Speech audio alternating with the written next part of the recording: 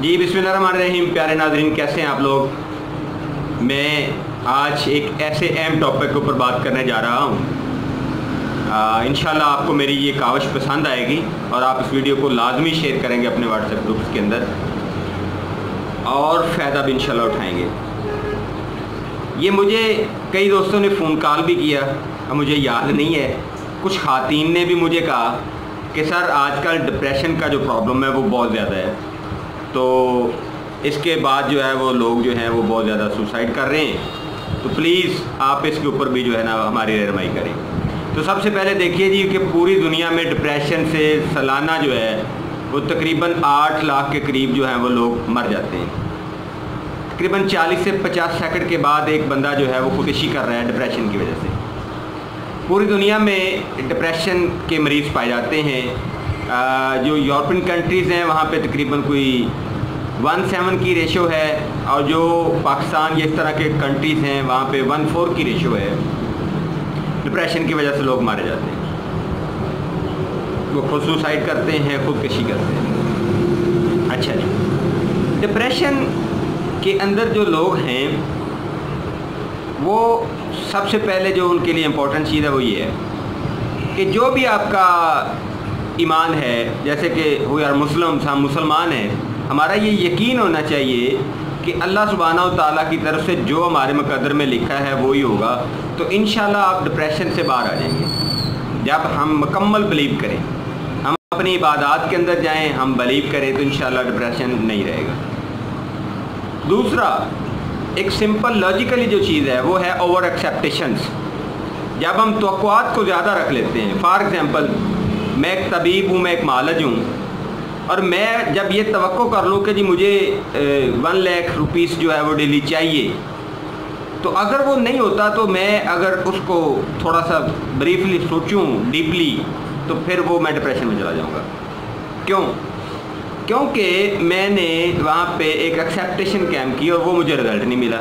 इस तरह से स्टूडेंट्स के अंदर भी ये प्रॉब्लम होता है कि जी मुझे इतने मार्क्स चाहिए, उसमें हमारा माशरा भी थोड़ा गिल्टी है, हमारे पेरेंट्स भी गिल्टी हैं, हम मार्क्स की दौड़ में हैं। हम बच्चों को खुद डिप्रेस कर देते हैं कि यार क्या है आपका वो कज़न जो है उसने तो ये कर लिया, आपकी वो कज़न ने ये कर, यार गलत है ये। यहाँ पे पेरेंट्स भी गलत हैं। भाई देखें, जो उसका मुकद्दर था उसको मिला, जो इसका मुकद्दर है इसको मिलेगा। यहाँ पे PhD लोग फारिग फिर रहे हैं तो कोई मसला नहीं यार, क्या वो मर जाएं?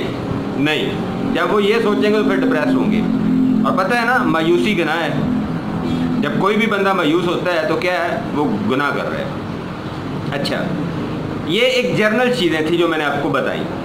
अब आते हैं कि तिब और सेहत के हवाले से एलोपैथिक साइंस कहती है कि डिप्रेशन का जो है वो कंसल्टेंसी के अलावा कोई ट्रीटमेंट है ही नहीं। यानी जो डिप्रेशन का मरीज़ है उसको आप एक टाइम दें, उससे डिस्कस करें, उससे दूरियां ख़त्म करें। जिस तरह से कुछ लोग शहरों में रह रहे हैं तो उनके पेरेंट्स जो हैं वो गांव में रह रहे हैं, देहातों में रह रहे हैं, तो वो अपने पेरेंट्स के पास जाएं तो उनका डिप्रेशन कम हो जाता है। पेरेंट्स को अगर कोई परेशानी है तो अपने बच्चों के साथ मिलें तो उनका डिप्रेशन ख़त्म हो जाता है। इस तरह से ये प्रॉब्लम होता है ख़ातीन के अंदर कि जी वो 2 बच्चियाँ या 3 बच्चियाँ हैं, बच्चा नहीं है, तो वो डिप्रेस रहती हैं। लेकिन ये अल्लाह की देन है। दूसरे नंबर पर कुछ ख़ातीन ऐसी होती हैं जिनको अल्लाह ताला की तरफ से औलाद नहीं मिलती, तो वो परेशान रहती हैं, डिप्रेस रहती हैं कि जी मुझे ही क्यों नहीं मिला। देखिए, जब हम अपने फ़ैसले अल्लाह पे छोड़ेंगे तो चीज़ें इंशाल्लाह बेहतर होंगी।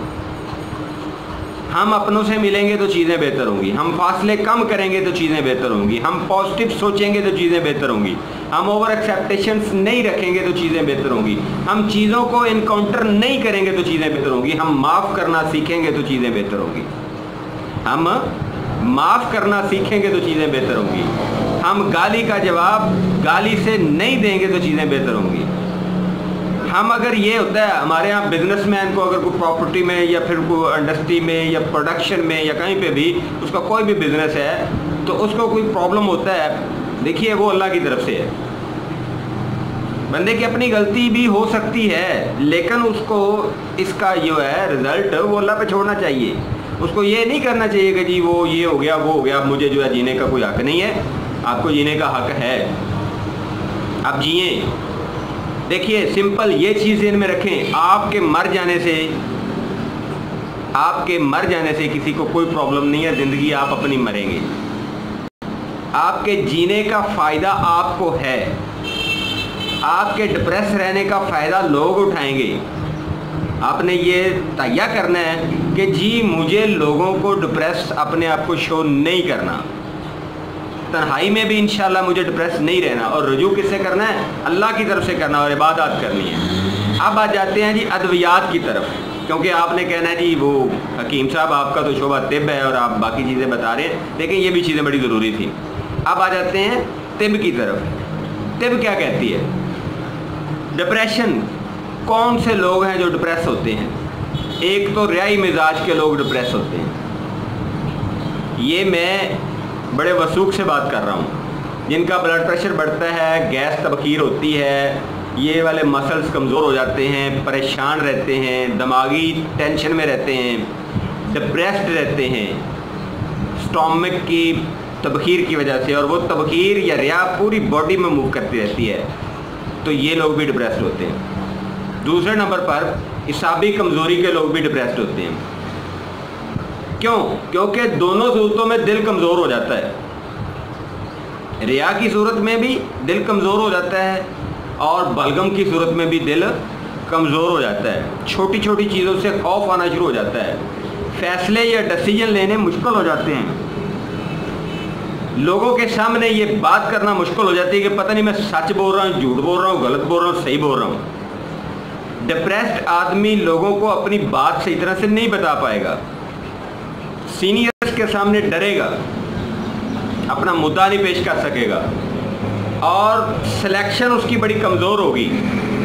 اگر اس کو کہہ دیا جائے نا کہ یار یہ فلاں فلاں چیز ہے، اس میں سے آپ کیا لیں گے، وہ کہتا ہے جی جو مرضی دینی دے دیں، مجھے میری کوئی سلیکشن نہیں ہے۔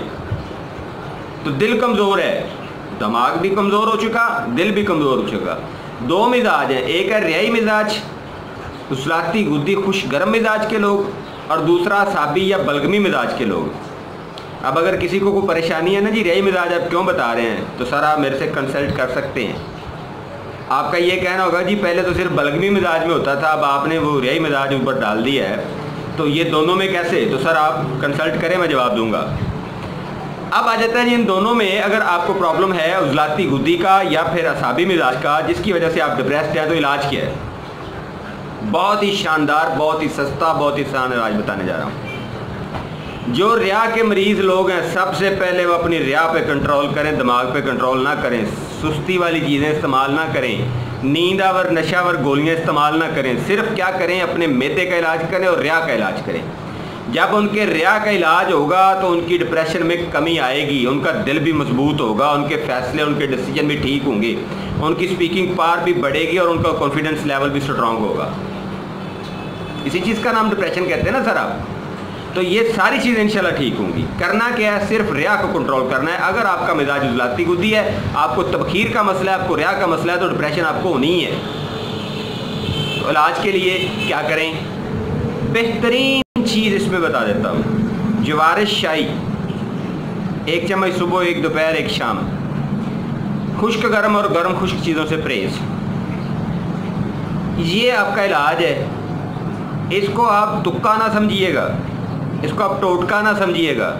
اور یہاں پہ میں یہ نہیں بتا رہا کہ ملین نمبر 6 کھا لیں یا ملین نمبر 1 کھا لیں، دیکھیں ان سے بھی فائدے آپ کو ہو سکتے ہیں، لیکن میں وہ نہیں بتا رہا۔ میں آپ کو کیا بتا رہا ہوں؟ جوارش شاہی، پانی کا زیادہ استعمال، دودھ کا زیادہ استعمال، کاربوہائیڈریٹس کا زیادہ استعمال، ٹھیک ہے سر؟